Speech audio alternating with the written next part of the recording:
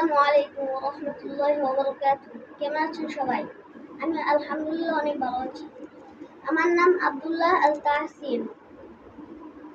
আমি আজকে আপনাদের সামনে সূরা ফাতিহা এবং সূরা বাকারা পড়ে শোনাবো।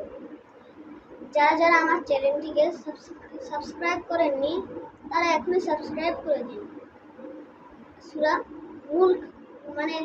মূল ভিডিওতে যাই।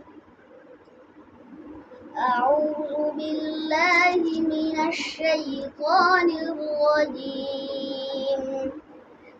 بسم الله الرحمن الرحيم. الحمد لله رب العالمين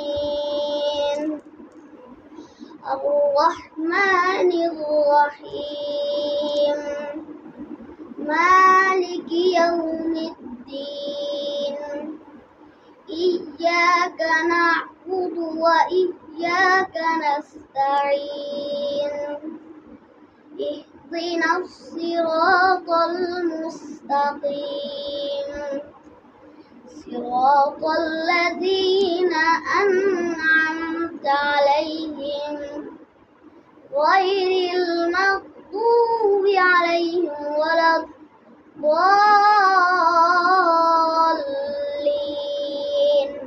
آمين. أعوذ بالله من الشيطان الرجيم. بسم الله الرحمن الرحيم. ألف لام ميم ذلك الكتاب لا ريب فيه هدى للمتقين الذين يؤمنون بما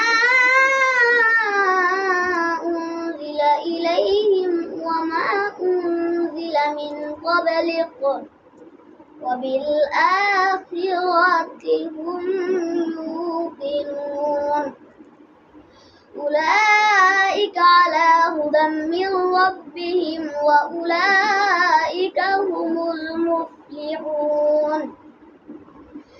إن الذين كفروا سواء عليهم أأنذرتم أم لم تنذرهم لا يؤمنون. ختم الله على قلوبهم وعلى سمعهم وعلى أبصارهم غشاوة